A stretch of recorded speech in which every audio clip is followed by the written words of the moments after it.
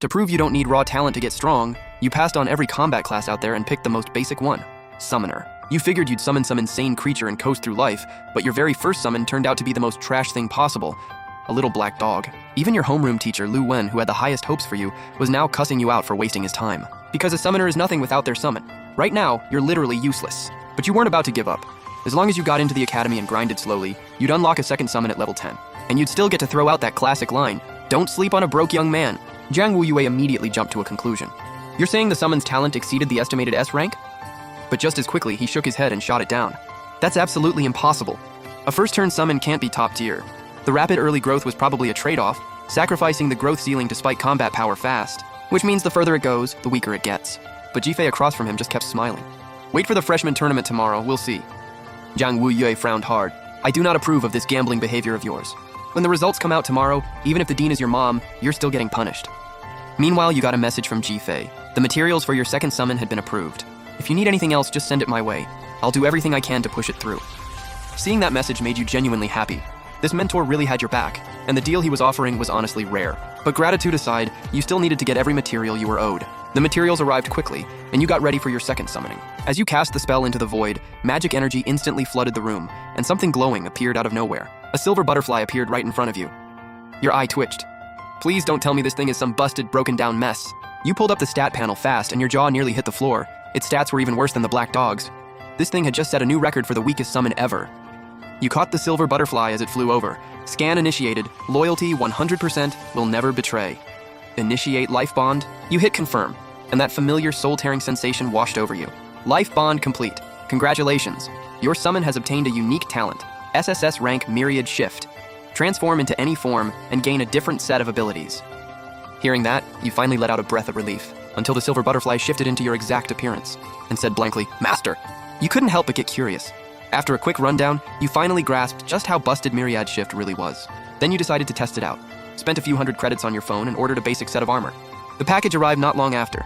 You opened the box to find armor pieces for every part of your body. You reached out to the silver butterfly through your thoughts.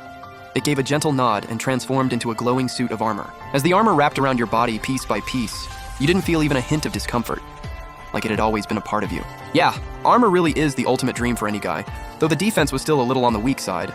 As if it felt your thoughts, the silver butterfly's intent came through immediately, basically saying, in armor form, it could absorb metal to further boost hardness, and the upgrade wouldn't reset when it shifted forms.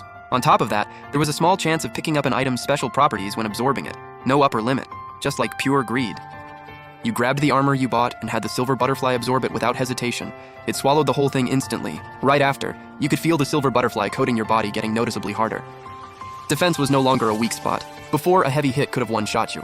That problem was now gone for good. As long as you kept feeding the silver butterfly, you, a summoner, could literally charge in like a tank. That thought hit, and you immediately messaged Jifei, need metal materials with special properties, the more the better. He shot back a quick, sure. Just half an hour later, a delivery notification came in. The box was loaded with rare metal ores, all with different properties. Every single one was a premium resource worth tens of millions total. And on top of that, it was military-controlled material that regular practitioners couldn't even purchase. You had the silver butterfly absorb everything, not even sparing the material boxes. Soon, the armor covering your body became rock solid. The weight had also hit a staggering number at 5 tons, but you didn't feel a thing. Drop that on an enemy, though? That's a mountain falling on them. The silver butterfly had also picked up a sharpness property during absorption, massively boosting lethality. And on your back, a weapon that could shift into any form at any moment. This was the living armor you'd always imagined. The next morning, you came downstairs after getting ready and were surprised to find 3 guys sitting in the living room. They clearly all knew who you were. One of them had a cold look on his face, tone full of contempt. You just got lucky and pulled a strong summon. That's literally all it is. He was the second-ranked student in Longzhou province, college entrance score of 23,000. Naturally, he had zero respect for you, the top scorer.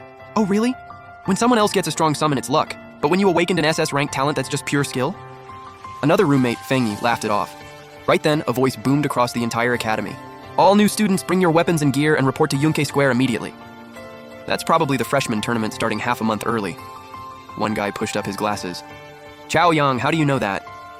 Feng Yi looked puzzled.